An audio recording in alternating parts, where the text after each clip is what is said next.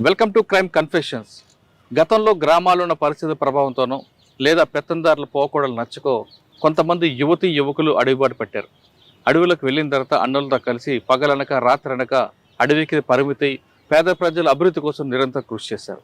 ఆ విధంగా కొంతకాలం ఉన్న తర్వాత వ్యక్తిగత కారణాలతోనో లేదా మరే కారణాలతోనో జనజీవన శ్రమంతులు కలిసిన వారిని పరిచయం చేసే కార్యక్రమంలో ఈ వారం మన గెస్ట్ నాగమణి అలియాస్ సావిత్రి. నాగమణి మహబూబ్నగర్ జిల్లాకు సంబంధించిన వ్యక్తి. తర్వాత దల్లంకు వెళ్ళి కొంతకాలం పనిచేసి ఆర్కే సాంబశివుడికి ఆమె గన్మ్యాన్గా ఉండి తర్వాత 2 సంవత్సరాలు పనిచేసిన తర్వాత బయటకు వచ్చారు. ప్రస్తుతం కర్నూలులో ఉంటున్నారు ఆవిడ. అసలు ఎందుకు పార్టీలోకి వెళ్ళారు, ఎందుకు బయటకు వచ్చారు విషయాన్ని ఆమె తెలుసుకున్నాం. అక్క నమస్తే. నాగమణి అలియాస్ సావిత్రి. ఆర్కే రామకృష్ణ లాంటి వాళ్ళతో సాంబశివుడికి గన్మ్యాన్గా ఉండి తిరిగిన మీరు ఎందుకు బయటకు వచ్చారు? చర్చల టైంలో ఎందుకు లోపలికి వెళ్ళారు? వెళ్ళిన తర్వాత వాళ్ళిద్దరికి పెద్ద క్యాడర్కి గన్మ్యాన్గా ఉన్న తర్వాత వాళ్ళ దగ్గర ఏం నేర్చుకున్నారు? మీరు పార్టీలకు వెళ్ళిన తర్వాత ప్రజలకి ఏం సహాయం చేశారు? ఈ ప్రశ్న సమాధానం చెప్పే ముందు నాగమణి అలియాస్ సావిత్రి యొక్క కుటుంబ నేపథ్యం. మాది మధ్యతరగతి కుటుంబము. ఇద్దరమే అమ్మ నాన్నకి 2 అమ్మాయిలు. మా అక్క నాకంటే చాలా పెద్దది వయసులో 10 years. నేను ఒక్కదాన్నే ఉండేదాన్ని, అక్క లేదు అప్పట్లో. నాకు ఎట్లా పరిచయం అంటే మా ఫ్రెండ్ వాళ్ళ పిన్ని ఉంది కదా, నేను స్కూల్కి వెళ్తున్న టైంలో అప్పుడు చర్చలు జరిగినాయి. 2005లో ఆ టైంలో చర్చలు 4 లేండి సార్, నేను వెళ్ళింది కూడా అప్పుడే. ఆ టైంలో ఎంత నేను 7th క్లాసే అయినా కూడా వాళ్ళ పాటలు, వాళ్ళు ఊర్లో చేసినటువంటి పనులను బట్టి ఆకర్షింపబడినాను. ఏ ఊర్లో ఉండేవారు అప్పుడు? అమ్మడిపల్లి విలేజ్, లింగాల మండలం, మహబూబ్నగర్ జిల్లా. ఇప్పుడు నాగర్ కర్నూలు డిస్ట్రిక్ట్ వస్తుంది అది. దానికి పాటలకని కాదు కానీ వాళ్ళు చేసిరు. కళ్ళు సీసాలు పగలగొట్టడము, ఊర్లో జనాలకి కొంతమందికి హెల్ప్ చేయడం, అట్లాంటివి నేను స్వయంగా చూసిన తర్వాత మా కుటుంబము చాలా పెద్దది మా ఊర్లో పొలిటికల్గా. మా తాతగారు కాంగ్రెస్ పార్టీలో ఉన్నారు, సర్పంచ్ కూడా ఊర్లో. అయితే వాళ్ళలో వెళ్ళాలి, నేను వర్క్ చేయాలని ఫిక్స్ అయినా. అయితే వాళ్ళ పరిచయం ఎట్లా అనేది మనకు ఐడియా లేదు. ఒకరోజు వాళ్ళు నైట్ వచ్చి వెళ్ళిన తర్వాత మార్నింగ్ స్కూల్లో చర్చ జరుగుతుంది వాళ్ళ గురించి. మా ఫ్రెండ్ వాళ్ళ పిన్ని ఉండేది దానిలో. వాళ్ళు మా ఇంటికి వస్తారు అని అక్కడ విన్న తర్వాత ఆమెను పట్టుకున్నాను. నేను కూడా వెళ్ళాలనుకుంటున్నా, నేను వర్క్ చేయాలనుకుంటున్నా అంటే ఫస్ట్ ఆఫ్ ఆల్ మా ఫ్యామిలీని టచ్ చేయడానికి భయపడతారు, పొలిటికల్ బ్యాక్గ్రౌండ్ కాబట్టి. వాళ్ళు కూడా భయపడినారు. అయితే కూడా మా ఫ్రెండ్స్ కొంచెం హెల్ప్ చేసిరు. అప్పట్లో వాళ్ళ ఇంటికి తీసుకెళ్ళి దళం మెంబర్స్తో మాట్లాడించిన తర్వాత మా ఫ్రెండ్ వాళ్ళ మదర్ వాళ్ళు చాలా భయపడినారు.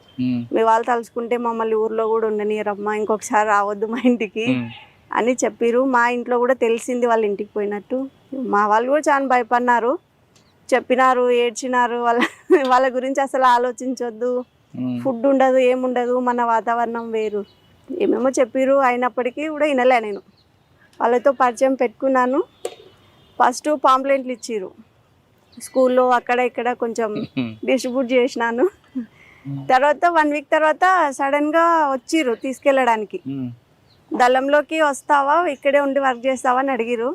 నేను పూర్తిగా వెళ్ళిపోతే లోపలికి వెళ్ళిపోవాలి, ఎవరికి కనపడకూడదు. ఇక్కడ ఉండి దొరికినా కూడా ఇబ్బంది కదా, స్టడీ కూడా ఆగిపోతుంది, ఇట్లా పేరెంట్స్కి కూడా ఇబ్బంది అవుతుంది అని చెప్పి వెళ్ళిపోవాలనుకున్నాను. అయితే వాళ్ళు ఆ రోజు వస్తారని తెలీదు.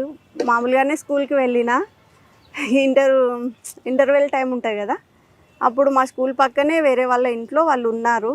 మా ఫ్రెండ్స్ అక్కడికి చెప్పాలా వద్దా అని ఆలోచించి చెప్పినారు.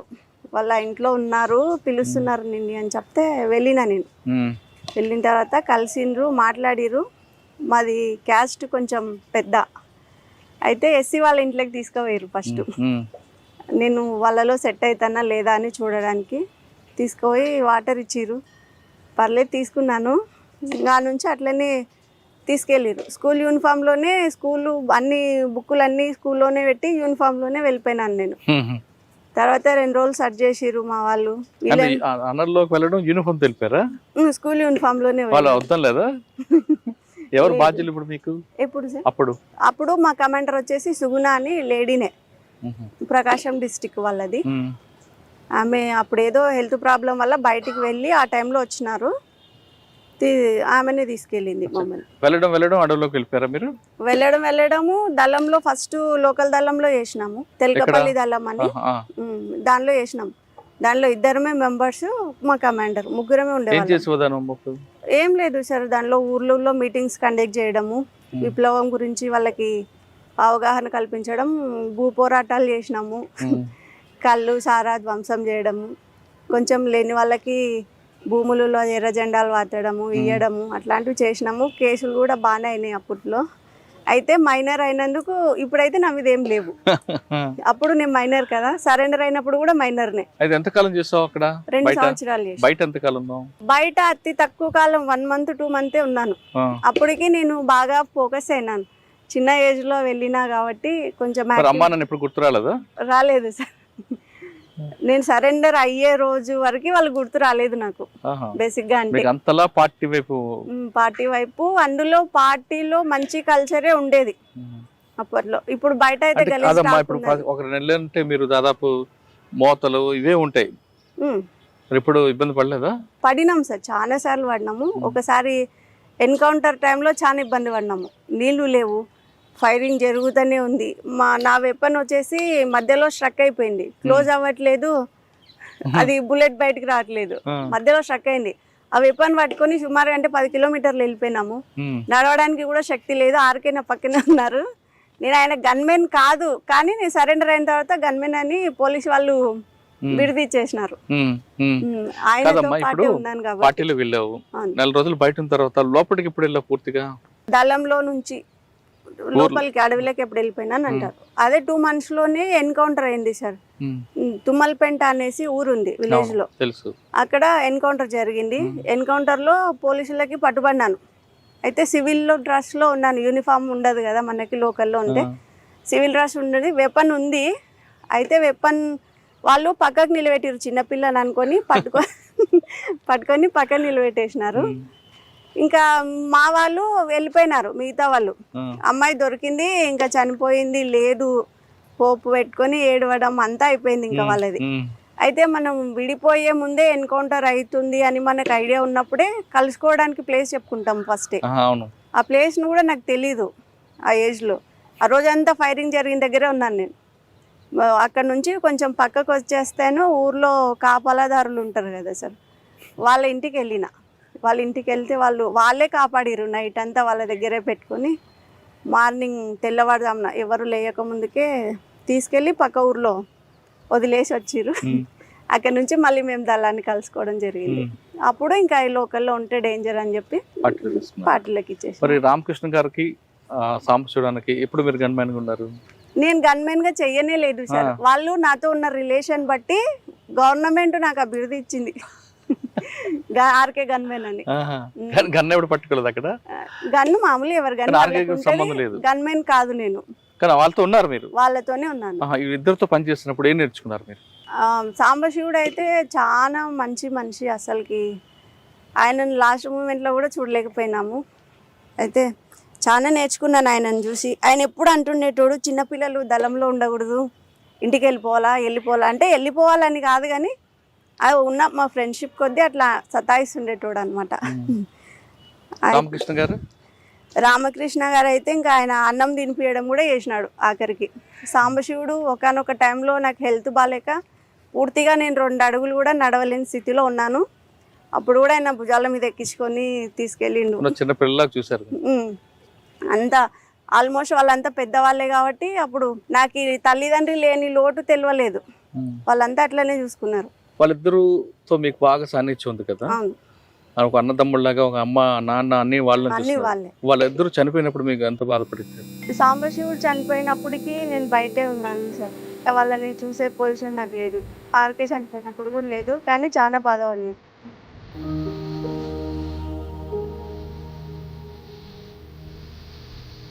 అంటే కుటుంబం వాళ్ళని చూసుకున్నారు 2 సంవత్సరాలు. 2 సంవత్సరాలు మీరు చేసిన కార్యక్రమాలు అంటే సమాజ సేవ చేద్దామని పోయినాం, కానీ దానిలోకి పోయిన తర్వాత మా ప్రాణాలు మేము కాపాడుకోవడమే మాకు బాధ్యత అయిపోయింది. ఎందుకంటే ఎక్కడ ఏ యాక్టివిటీ చేద్దామన్నా ఉన్న ప్లేస్ తెలిసిపోతుంది. పోలీస్ వాళ్ళకి. మా ప్రాణాలు చేతిలో పట్టుకొని మేము పరిగెత్తడమే సరిపోయింది. లోకందళంలో ఉన్నప్పుడన్నా కొంచెం సేవ చేయగలిగినాం జనాలకి. పూర్తిగా లోపలికి పోయిన తర్వాత మమ్మల్ని మేము కాపాడుకోవడం దానికే సరిపోయింది. ఇంకా చర్చల టైం సమయంలో పార్టీ పుంజుకుందా, పార్టీకి నష్టం జరిగిందా? పార్టీకి నష్టం జరగలేదు సార్. ఎందుకంటే చాలా మంది కొత్త వాళ్ళు రిక్రూట్మెంట్ అయినారు ఆ టైంలోనే పరిటాల రవి గారు కూడా చనిపోవడం జరిగింది. ఆయన చనిపోయినప్పుడు నేను దళంలోనే ఉన్నాను, లోపలే ఉన్నాను. ఆయన చనిపోయినప్పుడు వాళ్ళు చాలా కొంచెం మాట్లాడుకున్నారు ఆయన గురించి. ఆయన అదే మంచిగా మాట్లాడుకో చెడుగా మాట్లాడు, రెండు రకాలుగా. కొందరు మంచిగా మాట్లాడినారు. అంటే వాళ్ళ కుటుంబం కూడా పరిటాల శ్రీరాములు వీళ్ళందరూ కూడా అందులో మాజీలు కాబట్టే చర్చ అక్కడ వచ్చింది సార్. అది ఏమంటారు? కొంతమంది అయితే మంచిగా చెప్పుకున్నారు, కొంచెం మంది కావాల్సిందేలే జరగాల్సిందేలే. కానీ చంపిన వ్యక్తి సూర్య అని తెలిసిన తర్వాత పార్టీలో చర్చ వచ్చిందా? ఇంకా రాలేదు సార్, ఇంకా రాలేదు. అప్పుడు మాకు న్యూస్ తెలియడమే తక్కువ, ఏదో రేడియో ఉంటే వినడము, లేదంటే లేదు. 2 సంవత్సరాల్లో అంటే మీకు ప్రాణాన్ని మీరు కాపాడుకోవడం కాకుండా ప్రజల కోసం ఏం చేశారు? ప్రజల కోసం భూములు వంచినాం సార్ కొన్ని. అయితే అవి వాళ్ళకి ఇప్పటికి దక్కినాయో లేదైతే మాకు ఇంకా తెలియదు. ఎందుకంటే నేను 2 years తర్వాత లేను, ఇంకా మొత్తానికి తెలంగాణలో లేను. నేను బయటికి రావడము, మా అమ్మ నాన్న చనిపోవడము, నేను కర్నూలుకి రావడం జరిగింది. 2 సంవత్సరాలు ఎక్కడెక్కడ తిరిగాము నువ్వు? నేను ప్రకాశం డిస్టిక్, ఇంకా నల్లమల్ల ఫారెస్ట్ మొత్తం. ఇంకా లాస్ట్ మూమెంట్లో డీకే దండకారణ్యం వెళ్ళాలా అనే టైంలో ఇక్కడ తీసుకొచ్చినారు లోకల్కి సాంబశివుడు వాళ్ళు. కొన్ని రోజులు ఆరోగ్యం బాగలేదని ఇక్కడ తీసుకొస్తే ఒక పని మీద మా ఊరికి పంపించినారు. వచ్చేటప్పుడు సాంబశివుడు అన్నాడు, ఇన్ని రోజులు మాతో ఇంత కలిసి ఉన్నావు, నువ్వు మళ్ళీ తిరిగి లోపలికి వస్తావో రావో అన్నాడు. ఎందుకు అట్లా అంటున్నారు అంటే, ఏమో పోయి రాపో చెప్తా అన్నాడు. ఆయన అన్నాడు. నేను వచ్చినాను, ఇంటికి వచ్చేపాటికి మా అమ్మ మా నాన్న చాలా బాధపడి ఏడ్చి అసలు ఇంకా పోవడానికి వీలు లేదన్నట్లా చెప్పినారు. అయినా కూడా నైట్ అంతా వేరే ఇంట్లో స్టే చేసినాం ఊర్లోనే. ఇంకా తిరిగా వచ్చేటప్పుడు వాళ్ళని వదిలి రాలేకపోయినాను. మా అమ్మమ్మ నాన్న కోసం నేను బయట ఉండిపోయినాను, వాళ్ళు నన్ను వదిలిపోయారు. పార్టీలో మీకు చేసినప్పుడు మీకు బాగా గుర్తుండిపోయిన సంఘటన చెప్పండి. ఎన్కౌంటర్లు కానీ లేదా మీరు చేసిన దాడులు కానీ?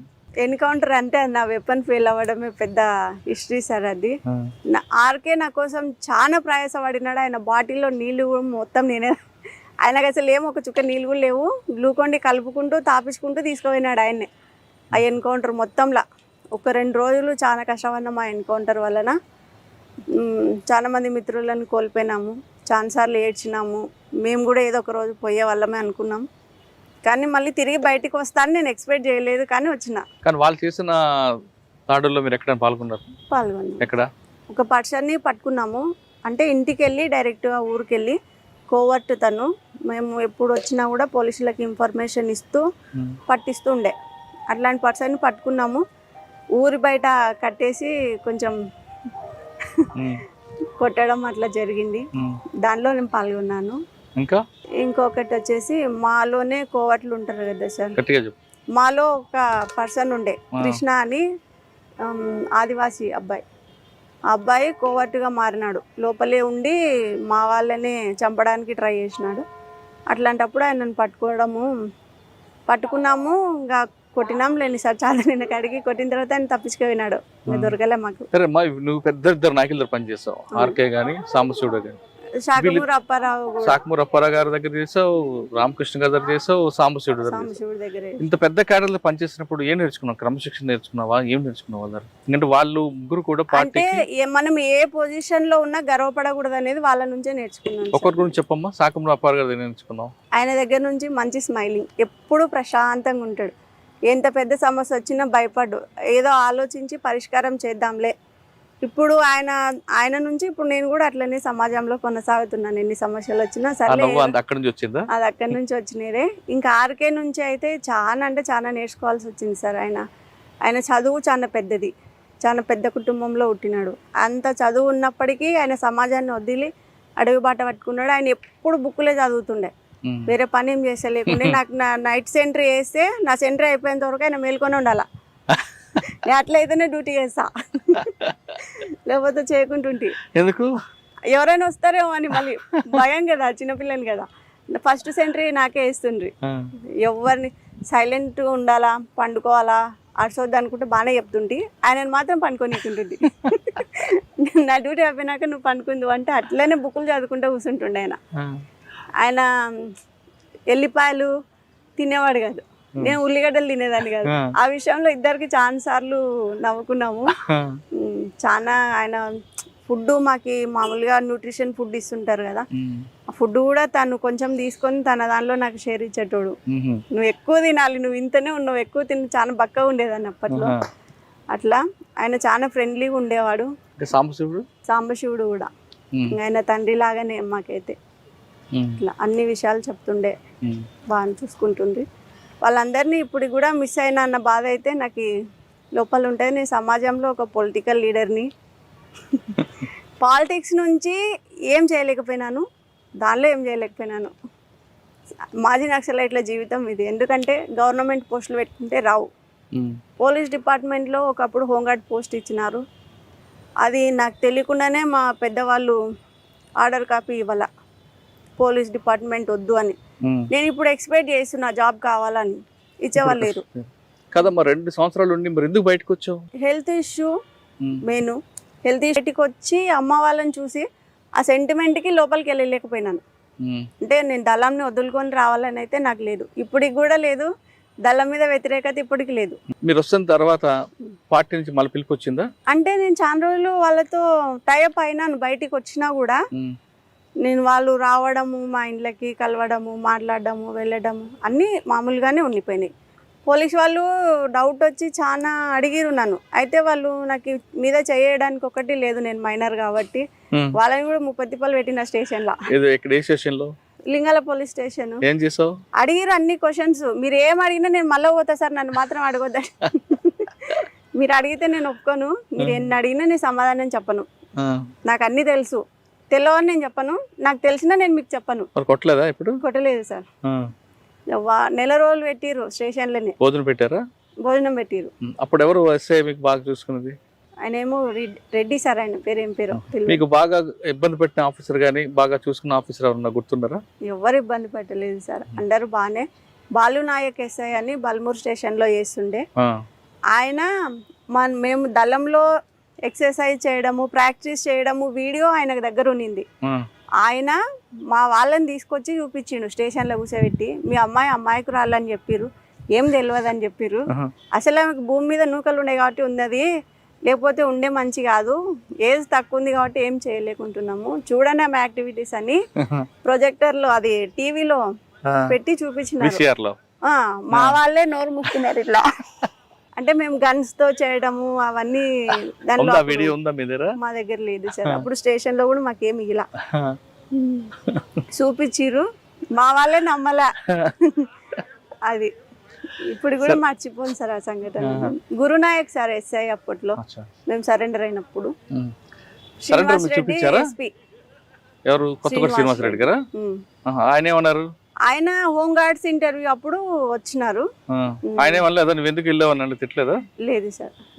ఇంకా ముత్తయ్యనేమో సిఐ ఉండే సార్ అచ్చంపేటలో, ఆయన కూడా అడిగిండు, గన్ను కూడా పెట్టిండు. మా అమ్మని కూర్చోబెట్టి పక్కన నీ కూతుర్ని చంపేద్దునా అని అంటే మా అమ్మ ఏడ్చింది. భయపడద్దు, వాళ్ళు చంపర్లే అని చెప్పి. చంపేటోళ్ళు అయితే ఇటు నాకు తేరలే. అసలు యాక్చువల్గా అంటే నేను బయటికి వచ్చిన తర్వాత 2 నెలలు అజ్ఞాతంలో ఉన్నా. నేను బయటకు వచ్చినాను ఎవరికి తెలియదు. 2 నెలల తర్వాత మా సిస్టర్ మ్యారేజ్ ఉంది. అప్పుడు మ్యారేజ్కి నేను అటెండ్ అయినా ఎట్లయినా ఇన్ఫర్మేషన్ పోతుందని, వాళ్ళ ఇంటి దగ్గర రాకూడదని నేనే స్టేషన్లో వెళ్ళి సరెండర్ అయినా డైరెక్ట్. తర్వాత జైలుకి వెళ్ళావా? లేదు సార్, అప్పటికి చిన్న పిల్లలు కాబట్టి బయట పంపించారు. అది బయట పంపిన తర్వాత ప్రశాంతంగా ఉందా జీవితం? పర్లేదు సార్, నాకైతే ఏం ప్రాబ్లం లేదు. సాధారణంగా బయటకు వచ్చిన వ్యక్తులు నయం కలుస్తుంటారు, మీకు కలిసారు? లేదు లేదు సార్, అసలు వాళ్ళని నేను చూడనే లేదు. కాదమ్మా, బయటకు వచ్చిన మాజీ నక్సలైట్లు అందరూ బాగా సంపాదిస్తారు, డంపుల్లో డబ్బులు తీసుకొచ్చారని ఒక ప్రచారం ఉండేది. ఎవరు తీసుకురాలేదు సార్.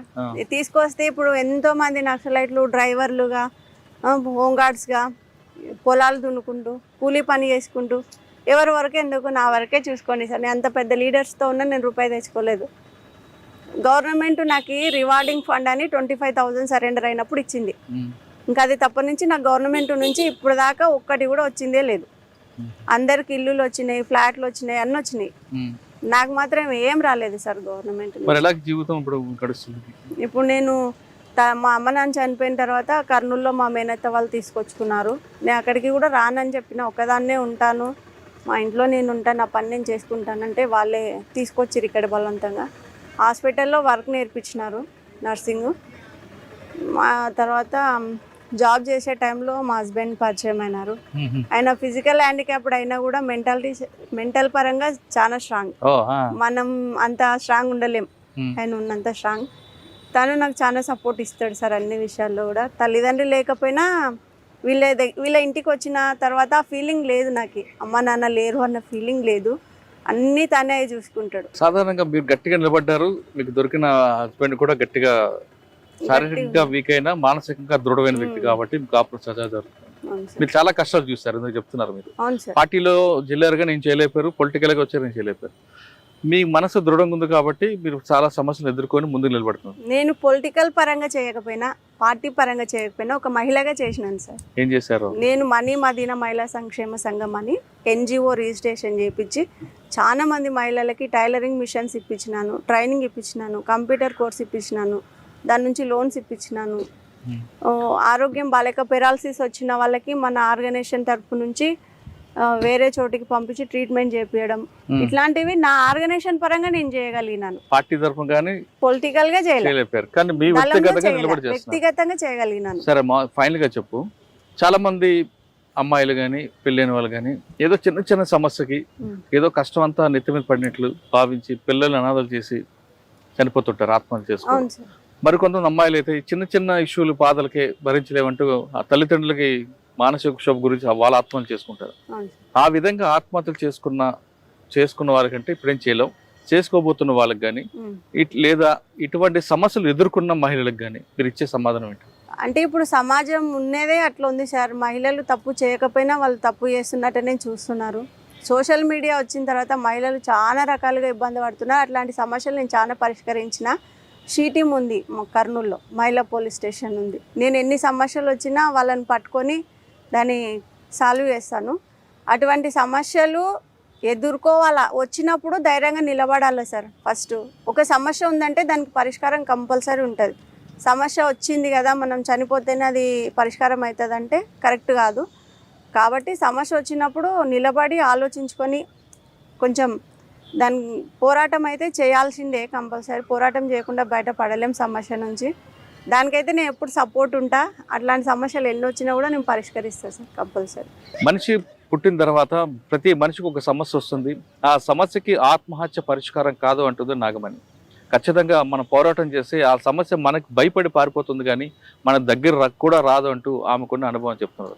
ఇది నాగమణితో ఎక్స్క్లూజివ్ ఇంటర్వ్యూ. వచ్చే వారం మరో గెస్ట్తో మళ్ళీ కలుద్దాం. అంతవరకు నమస్తే, థ్యాంక్ యూ. నమస్తే.